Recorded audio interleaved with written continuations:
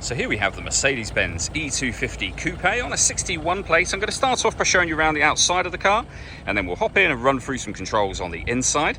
From the outside though, you can see that it's, as I say, a two-door coupe with alloy wheels. We're going to start off inside the boot area of it, first of all. As we approach the back of the car, you can see we have reversing sensors and plenty of boot space as well. Okay, so we're just going to work our way back around to the front of the car, and then we'll hop in and run through some controls on the inside. But now that we've done a full circle of it, you can see it's in lovely condition the whole way round.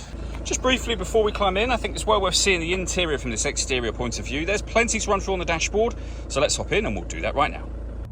Okay, now that we're inside the car, we're going to start with the dials. On the far left-hand side, first of all, we have the fuel gauge. We then have a clock, speedometer, rev counter, and coolant temperature gauge. Within the speedometer, you can see the total miles of this car. They are 75,239. Below that, it will show you what gear this car is in. It's an automatic, so we are in park at the moment, of course. You can change the information displayed in the main section for various bits of trip computer, fuel economy information, and as you can see, that digital readout for the speedometer as well.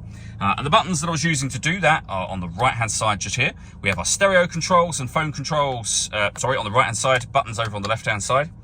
In the center, you then have the main screen. So if you want to listen to your own music, they are the options that you're looking at on screen at the moment. And they include Bluetooth audio, so you can stream your music wirelessly.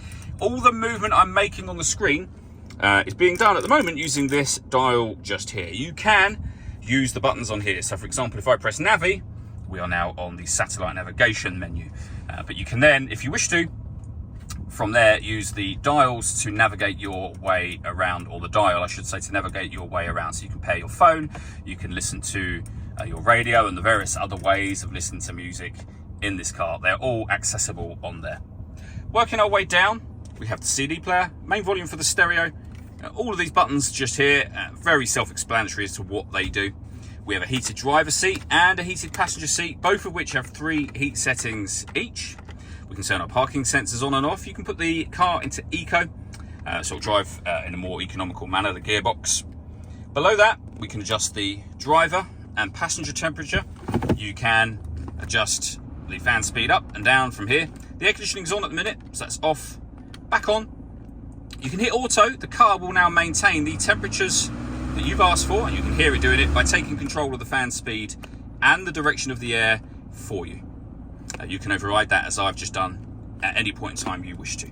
We then have the gear lever for the fully automatic gearbox.